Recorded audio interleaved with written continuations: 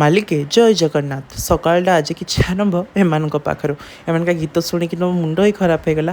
ଦେନ୍ ମୁଁ ଚାଲି ଆସିଛି, ଯେହେତୁ ମୋର ଶୋ ଥିଲା କଲିକତା, ଯେଉଁ ମୁଁ ଆଗରୁ କହିଥିଲି, ତ ମୁଁ ରୟାଲ ବେଙ୍ଗଲ ଯେଉଁଟା ITC କୁହାଯାଏ, ତ ମୁଁ ତାକୁ ଦେଖି ଦେଖି ଫାଇନାଲି ଆସିକି ପହଞ୍ଚି ଯାଇଛି, ମାନେ ମୋର ମେନ୍ ଫାଇନାଲି ଜାଗା ଯେଉଁଠି ଶୋ ଅଛି। ତ ଦେଖନ୍ତୁ ଭିତର ଏଣ୍ଟ୍ରି ଯେଉଁଟା ଅଛି, ଭିତରେ ସବୁକିଛି ଏତେ ସୁନ୍ଦର ଲେଖା ହେଉଥିଲା, ଆପଣ ଦେଖିକି ଜାଣିପାରୁଥିବେ।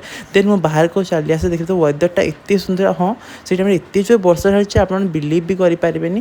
ତ ଏଇଟା ହେଉଛି ତଳ ସେଣ୍ଟର, ଯେଉଁଠିକି ମେକଅପ୍ ଫୁଡ଼୍ ସବୁକିଛି ପ୍ରୋଭାଇଡ଼ କରାଯାଉଥିଲା। ଦେନ୍ ଇଏ କିଛି ମୋର ଆଜିକା ଲୁକ୍। ଦେନ୍ ଏବେ ଦେଖନ୍ତୁ ମୋ ଲୁକ୍ କେମିତି ଲାଗୁଛି ମୋତେ ନିହାତି କମେଣ୍ଟ କରି ଜଣାଇବେ ଆଜିକାର। ତ ଦେନ୍ ଆମେ ଏବେ ଚାଲିଯିବୁ ଶୋ ପାଇଁ, ଯେହେତୁ ଉପରକୁ ଯିବୁ। ତ ଆମେ ତଳେ ଥିଲୁ, ଦେନ୍ ଏଇନେ ଉପରକୁ ମାନେ ସେକେଣ୍ଡ ଫ୍ଲୋରରେ ଥିଲୁ, ଏବେ ଥାର୍ଡ଼ ଫ୍ଲୋରକୁ ଗଲୁ।